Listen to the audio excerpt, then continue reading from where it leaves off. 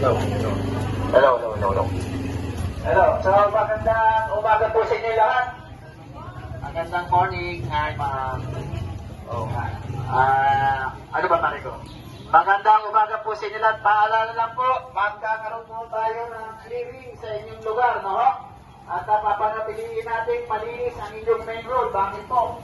Unang-una po, meron po tayong city ordinance na illegal use of sidewalk, pati po ang kalye, pati po looban, tulay, ano pa man po, ay meron po tayong ordinansa.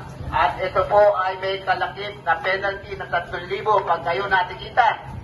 Meron din po itong kasamang 10 araw na kulong kung tayo po ay matikita. Ha? Kayo din po sa ating po mga alagang hayop.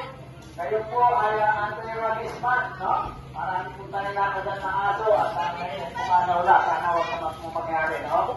So lahat po na kayo nagmamayari ng alagang ng aso, maaari lamang ay pakitala sa inyong asosasyon ng sa gayon ay nalalaman natin kung sino ang may-ari nito. Hindi yung pag nakakagat, taguan na at turuan pa.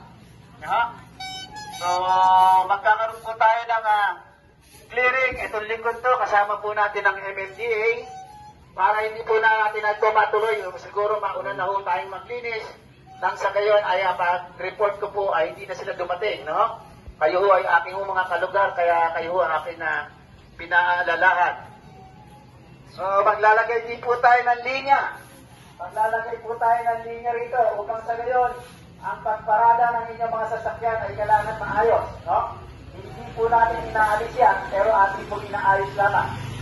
So, mga linya natin ilalagay, wala po dapat lalampas dyan. No? Kung nilagyan natin itong linya, at kasya naman ang inyong motor, at kung ano pang mga gamit ninyo, wag lang lumampas, wala pong magiging problema. Okay? So, mahigi po kami bumibisita sa inyo upang kayo mapaalalahan. So, magkakaroon po tayo ng linisan dito upang sa gayon ang ating pamatay sunog o bumbero ay madali pong dumaloy. No?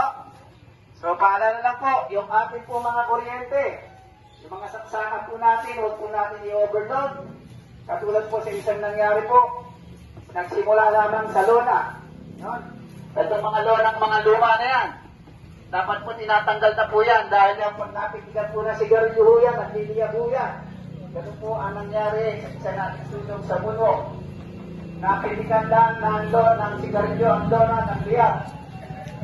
So kung maaari, ay ating po tanggalin po yan mga luma na yan. Palitan nyo ng bago-bago naman.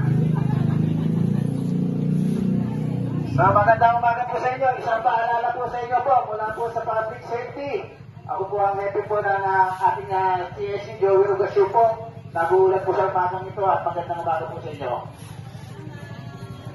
Okay, linis muna tayo ha. Dapat nga pag naglilinis ang tao pinasasalamatan dahil ang inyong lugar ay nililinis. Di ba ho? Iba isang gagaling pa, nililinis na yung lugar, gagaling pa kaya pag gano'n po pag-iugali natin, ako ang nililinis mismo sa inyo. Ha? Okay ho, magandang umaga po sa inyo. Abay, lalakad muna, tako na muna ng litrato, pare.